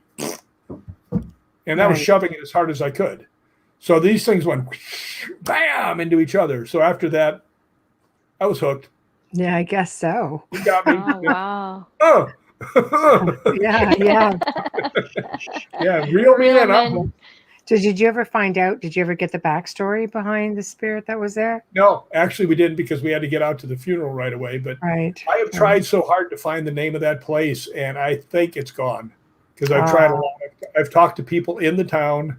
I described it. I saw one place that I swear, I saw it online. I said, this is it, because they had the kind of floor and this kind of windows. And I asked, I said, this would have been about 1967, right? And they said, no, this wasn't here in 1967. So, wow, don't know where it was, but that would be cool if you could find it and go back, and because now you're seasoned, you could get all the answers. Yeah, but I will tell you something. When people always ask me, where do you think you get this thing about the spirits? Well, my dad at his house in Texas, in the book, it's called The Most Haunted House in America, and it's not even close. And it's not. And everybody's got their own. Like my stepmother tells what happened. My brother tells what happened. Very, very haunted house. I mean, every day something big was happening. But my dad always said, he says, I've always seen spirits. Well, my dad didn't much care, but my mother hated my father, right? Just absolutely with a passion, hated my dad. And when she was getting ready to pass on, I went back and took care of her. And she would sit in this recliner, and she could see all the way down to the back door, which was probably maybe 20 yards away, right? Goes through the kitchen, the back door. And she's sitting there, and she goes, oh, my Indian is back. And I looked at her, I said, what? She goes, my Indian is back. I said, what Indian? She goes, oh, I see an Indian down at the door all the time. I said, and you didn't tell me this, right? And she goes, holding out, Mom. Yeah, she goes like this. She goes, no, I know he's just here. He's watching out for me. I said, so you're actually seeing a spirit? And she just kind of smiled, and she turned and looked at me. She goes, I've seen spirits all my life. And she never said a word to me the whole time. Wow. Don't you know how parents do that? They you make you feel like you're a little bit like you're the only one. And then you find out when you're an adult, oh, we could always do that. Great. Yeah. Thanks. Both of them did. Yeah. Thanks for that. Yeah. Yeah. I have to relay a story to you, though, just because it's so cool. Yes, please. If you don't mind me throwing it in. Oh, no. Feel free. I have these things that happen to me some days, and I don't know if it's just imagination or what, but it's these things come to me and they're so real. I was actually in my living room there, and for some reason, all of a sudden, I had like a vision of a dark tunnel, right? And I figured, oh crap, I just died, right? That's the first thing you think of. I'm in a dark tunnel, right? And I look and I see a little spot of light way at the end. I said, well, this is the tunnel of death. I'm supposed to go that way, but I don't want to go. I'm scared, right? And I was terrified. And finally, I started walking, and the light was getting bigger, and I'm still scared. And I get probably about 40 yards away, and I can see transparent shapes. It's like there's a wax paper over it, and I can see shapes moving behind it. I'm really scared. I don't want to go. I'm just going to stand here, and I'm not going anywhere. And I feel something hit me in the butt, bump into me, and something bumps into me from the other side in the butt.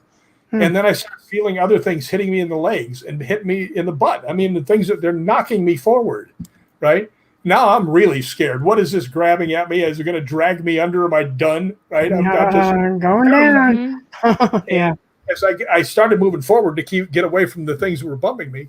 And as I finally got about 10 yards away, it was much brighter in there. And I looked down, and it was all my pets who had passed away. Oh, wow. That's really interesting. I had 2 Great Danes, and I had some big dogs, and then I had other little ones, and they were all pushing me towards the light. So there was a guy whose dog died at where I go to get my sandwich, and he was really upset. I said, can I tell you a story? And I told him the story, and he about broke out into tears. He goes, did that really happen? I said, yeah, it really did. He goes, do you think the pets really go? I said, showed it to me for some reason. I agree with you. I believe my little hairy buddies pushing me along. Right? Yeah, they're trying to make sure you get to where you're supposed to go.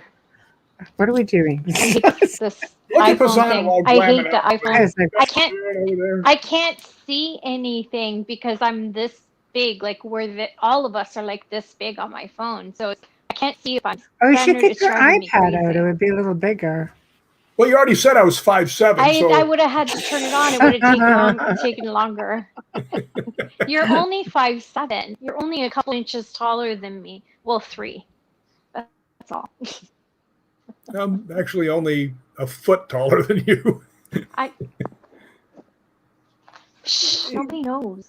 I don't know what she just said there, but I'm afraid to find out. She goes, nobody knows.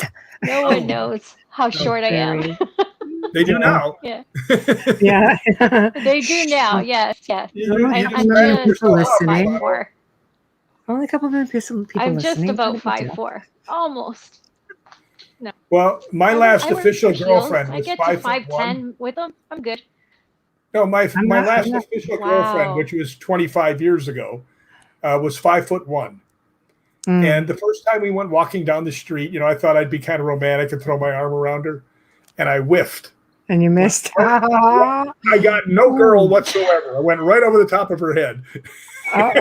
That's I'm sure that went well. 6-inch heels, you'd miss her. Like it wouldn't matter. Well, I was trying to be cool. I was kind of doing the old, I'll just being throw the suave. old. Yeah, suave didn't work. It's like a cartoon. Backfire suave. I'm a little bit taller than 5'1", just a little bit. Well, she was cool because I could put her in my back pocket. We could walk around.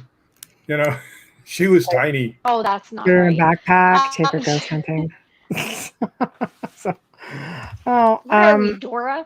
I Yeah. I wanted to ask you about the private residence. How did you do private residence? You do assist if someone calls you. I'm right. Yes? Yeah, actually, okay. I have a story in the book, but the pictures aren't in it because the pictures are not near as good unless they're in color. So I had this lady call me up and say, can you please come help me? And I said, where are you? And she turned out to be, maybe 10 miles from me. I said, sure, I'll come help. So I get over there, and she's African-American lady, right, about 60, super bubbly, all personality, right, the kind that belonged on a sitcom. I mean, just super nice. And I go all through. I had another guy with me. I go all through her place. She had a loft. I go up through there, and I'm going through everywhere. I'm not getting any feeling of anything there. Nothing's going off. And after about a half an hour, I came down, and I said, God, I can't remember her name right now. But anyway, I told her, I said, I don't think your place is haunted. And she goes, oh, I don't either. And I'm like, what am I doing here? I didn't say that. It's just like, that's funny. And she goes, no, I think I have an attachment. Oh. Now, I didn't know how to quantify an attachment. I know signs of an attachment and things like that, but I can't say positively there's an attachment. And it dawned on me what she really wanted was to feel safe and feel better. Right. So I said, okay. And I took my K2 meter. And I said, all right, I'm going to make her feel better. And I put it in front of her, and it didn't go off at all. I said, see, there's no energy here. I said, let me get my night vision camera. And I filmed her, and there was nothing there. So I said, wait a minute. Let me take it. And I had an adapter for my Android phone that would do thermal. So I said, let me try this. And I picked it up, and I went, uh-oh. Right. So I took a picture, and in the picture, there's a spot almost the size of a football right in her stomach, and it's black. Right. She's all orange and everything else. So I told her, I said, do you have something on underneath your sweater? She said, no. I said, do you have something cold, by your stomach? Were you eating ice cream or something? No. I said, do you have a belt? No. I said, well, I'm picking up a real cold spot on you. I said, my first suggestion to you is call your doctor. You might have a blockage of some sort. Right. So I said, can you do me a favor? Can you go up and walk up and down the stairs so I can watch and see if that's a camera anomaly? So she goes up and she walks down the stairs, and it's in the same place. So now I'm like, okay, something's up, right? So I told her, I said, well, it looks like you might have an attachment, right? And I showed her the two pictures, and I saw something, the first picture, and I didn't tell her, right? And I said, yeah, you might. And she goes, well, how do I get rid of it? I said, well, it's your body. Throw it out. And she goes, what do you mean? I said, just tell it to leave in no uncertain terms. And she says, well, should I get angry? And I said, yes. And she goes, well, how mad should I get? I said, suppose you just walked in on your boyfriend fooling around with your sister, right? And she goes, that mad? I said, and then some. So bless this lady's heart. I mean, she went for it. I wish I had filmed it, because she takes her little fists and she throws them over her head, and she goes, the power of God commands you. Get out, get out. I almost left. She was so sincere. But anyway, after she's done, I let her calm down for a couple of minutes, and I took a picture, and the spot is gone. Wow. Really? Mindset, right? Mindset, control, be empowered. But here's a real strange thing that I didn't show. Absolutely. And most people don't notice it till I show them. And then when I show them, they just go, oh my God. In the first one, there's a dark spirit standing behind her. I mean, right behind her. You can just see a part of her sticking out behind her. And I thought it might be part of the thermal imager making a thing. But no, it's a little farther back, and it's not her hair. It's so wow. And I do have those pictures. They're very, very interesting. And Donna is the girl. Still clear today.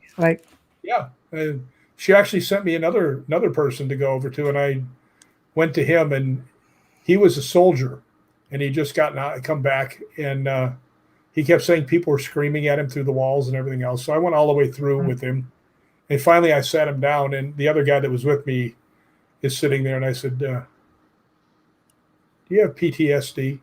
And he said, yeah. And I said, are you getting medication for it? And he said, yeah. And I said, I'm going to tell you straight out, because you deserve a straight answer. Call your doctor. Are you going to see him anytime soon? He goes, yeah, next week. I said, tell him what you're hearing. Tell him what's going on, because I've heard all kinds of horror stories about the medication they have causing hallucinations. So I said, tell him about that. And he says, are you sure? I said, well, all the hearing, the screaming and stuff you're talking about, I didn't hear any of it. Not even a single word. I said, and I don't want to sound like I'm being mean to you, because I'm not. I want you to get better. Right. And he was very appreciative. But about 2 months later, he calls me up and he goes, I saw my doctor. I said, yeah. And he says, he changed my medication. My neighbors are much better now. There we go. Oh my gosh. But it's a good point because sometimes it really is a natural cause. Yeah. I say it all the time. People like we're powerful beings as human beings. Our energy, we can project, we can do all kinds of things. And through my 18 years of doing this, I've had people who have been convinced that something has been in their space. And meanwhile, like I really believe in empowering people and educating people and working with their mindsets and helping them feel like not a hostage, but more like the warrior, the captor, Exactly. And I find it's easier for somebody to accept that I have a demon in the house or a malevolent spirit in the house that's causing all of this going on around me than it is for them to accept that they have something going on with them here and that it's making them project out, like psychokinesis, telekinesis, things like that. They can't get their head around that, but yet it's so easy for them to get their head around something totally supernatural. Well, it was funny when we got in the car to leave from the second guy that had PTSD. Mm-hmm. My friend looks at me, he goes, "How could you tell him that? How could you possibly tell him that?" And I looked at him, I said, "How could I possibly not tell him?" Thank you. Yes. You're not doing him any service by not being honest. He asked me to come. He asked for my opinion, and I told him exactly what I thought, hoping he'd get better. And luckily, it was right. And he did. That's part of it. I think sometimes researchers go in because they so desperately want to find something that they sometimes, and I mean, there's a lot of good researchers out there. I'm not lumping everybody together. I'm just showing by some of the experiences some of my clients have had over the many years. They're so anxious to let's just get, investigating and see if we can get that EVP or that photo that they don't even ask, like, are you on any medications? Do you have any history maybe of some kind of maybe mental illness or depression or anxiety or something that, have you lost someone in your life recently? Are you grieving? Are you, is there something going on with you? Right? They just don't want to ask the hard questions. Maybe it's because they don't want to make it seem like they don't believe them, or I'm sure there's copious amounts of reasons as to why they're not asking for the logical. But I think you need to ask. Well, I'm a big proponent of Occam's razor. Right. If you know what that is, that for the people who don't know out there that are listening, that's a principle that is the most likely answer is almost always right. Mm-hmm. So, mm-hmm. I'm a big proponent in that. And if I go down like 2 or 3 things past the most likely, then I'm like, okay. We're in trouble. Yeah. We shall delve more into this now. All right, we're into it. Yeah. But I only go to private residences, by the way, Amelia, to help somebody. That's the only reason I go. I know. I wanted you to get that out there because, and it was important because Michelle brought up the point that often people in teams will go there, and it's only been from experience of other clients that, and I don't even want to call them clients because they're families that we're helping. That people will go in for the wrong reasons and then leave them 10 times worse and in deep peril sometimes, so it's just unfair. And I think it's important to always get it out there with any guest that's an investigator. Well, I can tell you honestly, I have never had a client because I don't charge anybody for anything. I've never charged in 18 years. So they're not clients, they're friends that need help. Mm-hmm. Exactly. I hate calling them clients. It's not that, Yeah. It's just, it's horrible because they'll go in there and, provoke and do all the things that you shouldn't be doing. And I'm not even experienced in investigating. I'm a medium, but I haven't always worked in this field and in this part of the paranormal. And it just really irks me to see how much damage people do going in there. And there's, selfish reasons. I need to get the evidence. Well, what about the family? But they leave the family there's behind. Children, there's pets that are affected, Well, if you have depression, you're going to create and amplify amplify that depression in someone. You're leaving human beings. This is affecting a family. This isn't a TV show. It's not a story. But that's the thing is, I think there are so many TV shows out there that are looking for stories that people go in to help families and realize, oh, it could be a potential story to get aired. I know, because I have tons of people that message me and say, can you get me on this show? Can you get me on this show? And I'm just like, oh my God, it's more and more of them. But it always has to be about the people. It can't be about researchers going to people saying, oh, you should be lucky. I'm here to help you. It should always be the other way around. I've always looked at people and said, thank you for trusting me. Thank you for entrusting your most precious life, your family, everything that's dear to you. Thank you for entrusting them to me, and let me take the weight for a while, and it's really what you're doing. You're taking the weight. Well, you know what I say to them all the time when I get in there? First thing I go in there, I make friends with them. I don't go and say, hi, I'm here to rescue. Super Rick is here. I don't. Yeah. But what I'll say, all right. Where's my cape? Well, by the way, I did have to wear one of those spandex suits for one of the video games, and I look like a sack full of doorknobs. I mean, it's not a. You're not going to see me wearing one of those anytime soon. But anyway, the last thing I always say before I start a hunt, I'll look over and I'd say, "Let's go see what we can find." Yeah. Not me. Let's go see what we can find. Yeah. Right? Make them a part of the process. Yeah, absolutely.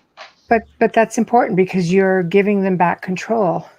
That's what I mean. I always want to say, we're going to do this together. Let's go. Yes, exactly. I've always done the same thing. I've always made people part of the solution because I get to go home. They get left behind, and I don't want to leave them behind in a mess. I don't want to leave them behind scared. I want to leave them behind feeling empowered that they're the ones in control. Yeah, exactly. Yeah, I go there to help. I don't go there to try and make, myself get a TV show because, frankly, I've been offered TV shows, right? Yeah. Matter of fact, April 3rd, I'm doing a live 2-hour ghost hunt that they're going to show on Facebook or YouTube or something. I don't know where it is. Fantastic. Tell us about that before we have to sign off. Well, no, it's down in a place called Copper Canyon Hospital in Ajo, Arizona. Oh, Copper Canyon sounds serious. Yeah, it's an old-time hospital and very small town. Right. And I got a call from this company, said, we want to have one person go ghost hunt. And I was like, okay. I said, it can get awfully quiet, one person, So I figure about halfway through, I'm going to have to start doing the John Travolta. Three-man man. Yeah. There we go. I like that. I like where this is going. Is that a stunt in your life? Yeah. But it gives me an opportunity, though, because I've been to Tombstone before, and I'm actually doing, in October, I'm actually leading a 4-day tour to Tombstone. Oh, wow. That would be a working place. I'm going to go there for 2 days and hunt around and stuff. But the last time I was there, I wanted to ghost hunt the OK Corral. Yeah. Well, I have found out since I've been there, and I knew back then, but I didn't have enough equipment to really do it right. That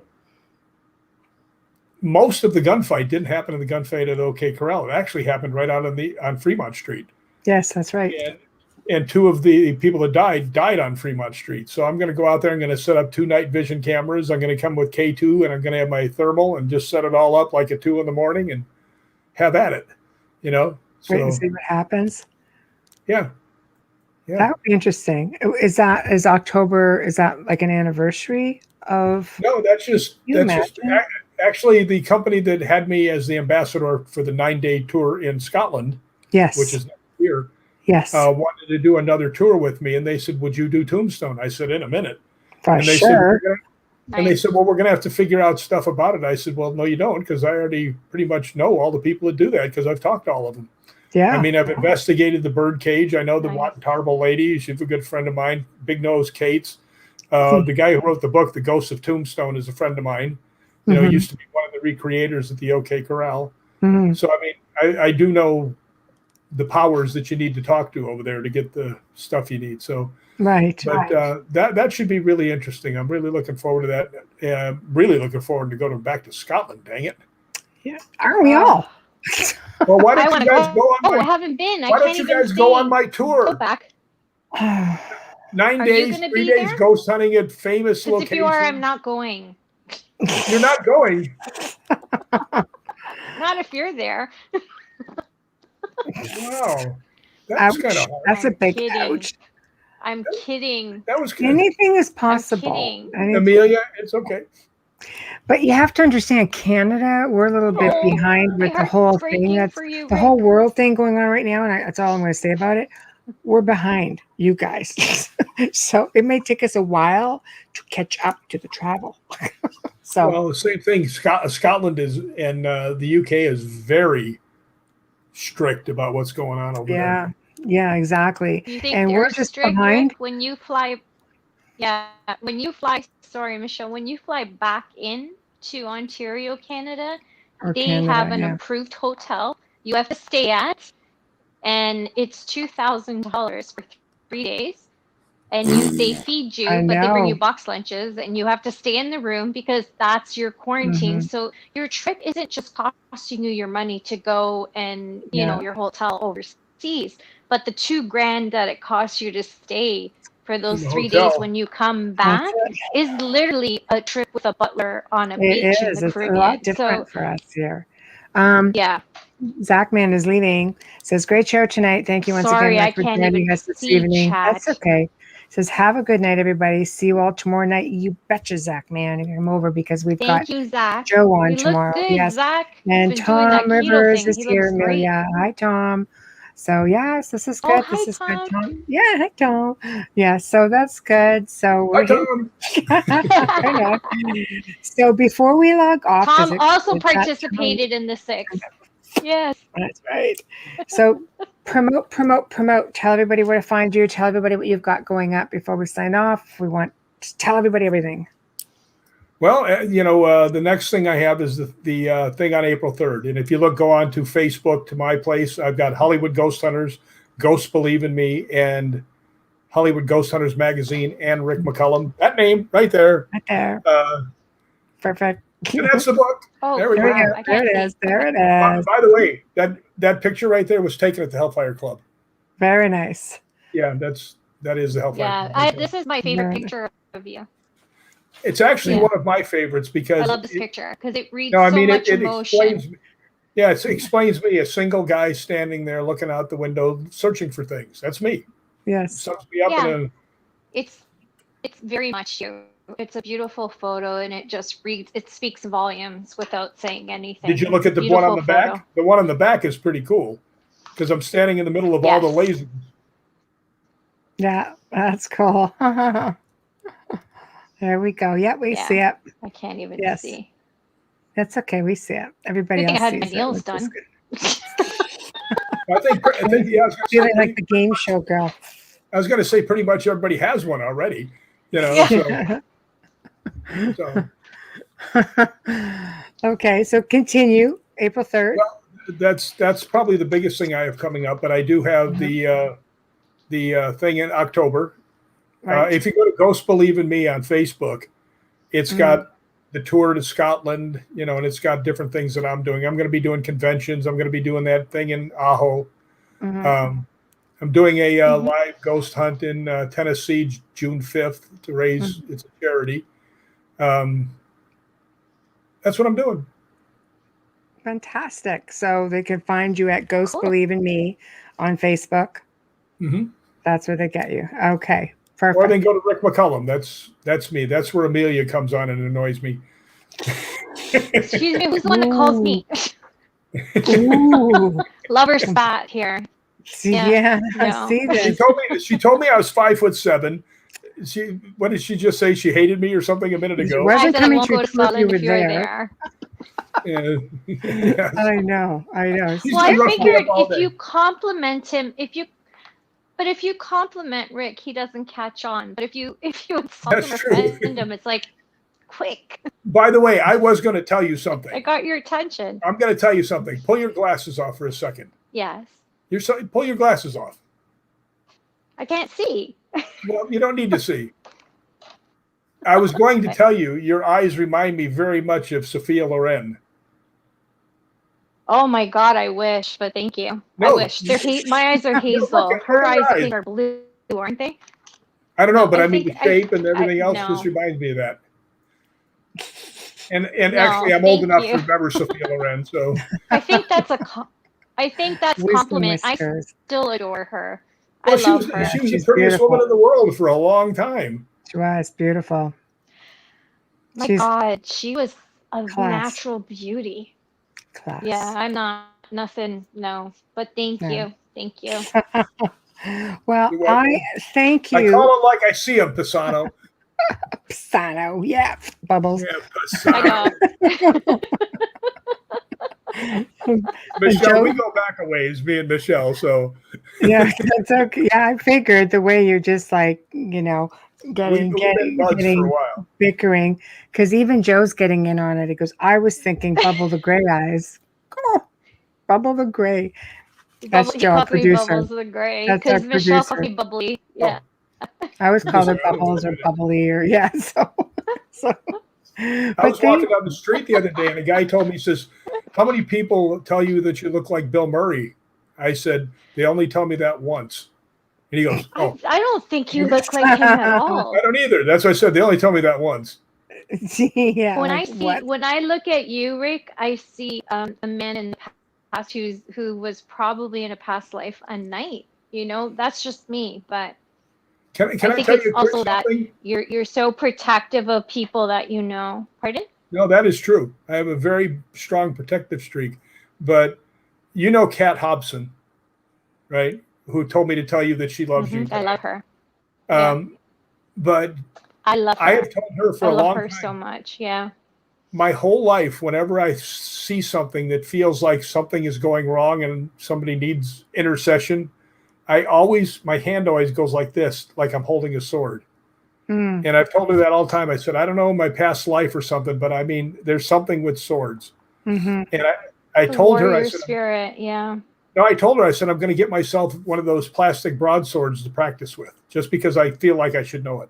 And I looked in there like $75, and I was like, I'm going to go make one out of wood. Walked outside, threw my garbage in the thing. There was a brand new plastic broadsword sitting there on the side. Oh, wow. So weird things happen to me. I mean, you put it out there and the universe just delivers, I think. Yeah. Well, I've always said I only have one superpower, and that's that people are really nice to me. Right. Because you're a nice guy, though. It's reciprocation. I think it's this. Could be that. It could be. So yeah, could be that too. Yeah. Well, but no, I think that's funny you said that, because I've always thought that was the case. And Justin, I don't know if you're on the air now or not, but yeah, you definitely have that spirit. The most famous sword fighter in the history of Scotland was Zachary McCallum. Oh, is that right? Yeah. Wow. Oh, wow. Matter of fact, you should look up Zachary McCallum versus Alistair the Devastator, a 7-foot guy that was unbeatable until he met Zachary. Right. So, is that on that TV series where they have the two forces fighting? I think there was one was up against Vlad, was up against some samurai or something. That they would put different warriors with different styles against one another. I've seen that. Yeah. Yeah, that was a great show. So I thought maybe on one episode, like, I got to see that. They have some people on there winning that there's no chance they would beat the guy they say they beat. None. Right. And you got to understand, I've been doing stunt fighting and everything else, and long career in martial arts and things like that. And I do a lot of weaponry. That's why I wanted to use a broadsword. Yes. That I can tell you, a lot of stuff they were saying on there just would not happen. Right. Well, it has to make for good television. Like 2 weeks of training, you wouldn't be able to do that to them. So. Yeah. It wouldn't make for good television, though, would it? Yeah. Well, I got to tell you, the most brutal fighter in all of the world were the Scots. Because the Scots they didn't have swords, most of them. They had to use farm implements. And most of them didn't have shields. They just picked up whatever they could make a shield, like a big piece of wood. and their fighting was not. I mean, it was like wham. Combat, yeah. Yeah, their fights were brutal. So, well, I know I've overstayed my welcome, which is generally. Oh no, we always have a little bit of room to go. Never. So thank you. Don't try and make up now, Amelia. But I love you. I love you right back. You know it. But I love you. I love you. You just can't. No, I can't. We go back to 2014. We go back to 2014. I know. That's what I said. We've known each other for 7 years. Like literally, tons of conversations, not just Facebook. And they're always fun conversations too. Yes, they are. And it's always nice. And honestly, I didn't mind you picking on me. I always like that. I like when you pick on me. Be careful what you wish for. Yeah, beat me up, slap me around. I like it. Oh, hurt me, baby. Make me. Oh, God. Where we are. That's what I was looking for. Okay, cut his mic. Cut his mic. It's on my spot. Here, I'll unplug. This is my goodbye. No, I'm just teasing. This is my goodbye. Thank you. It's tomorrow. Thank you so much. Yes, thank you for joining us. It's always a pleasure, and hopefully we'll do it again sometime. Maybe when you get back from Scotland with a whole bunch of new tales to tell. Well, that won't be until next year, but that. Oh well, Jesus! Well, we'd like to have you on before that. So, but with that being said, everybody, we've come to another awesome segment here on the Outer Realm. Thank you, everyone, who did tune in. A little bit of a mix-up tonight, but I'm glad you all found us. Thank you to our special guest, Rick McCallum, for joining us, and to our producer, Joe Montaldo, for taking phenomenal care of us. Please be sure to join us tomorrow evening as our fearless leader, Joe Montaldo, joins here on the Outer Realm with Amelia and I. And the topic of discussion will be ET disclosure. Is it a thing? If it is, what do we expect? And worse, who do we expect? Anyway, I don't think you're going to want to miss a segment. So join us. Thank you. Good night. Be good.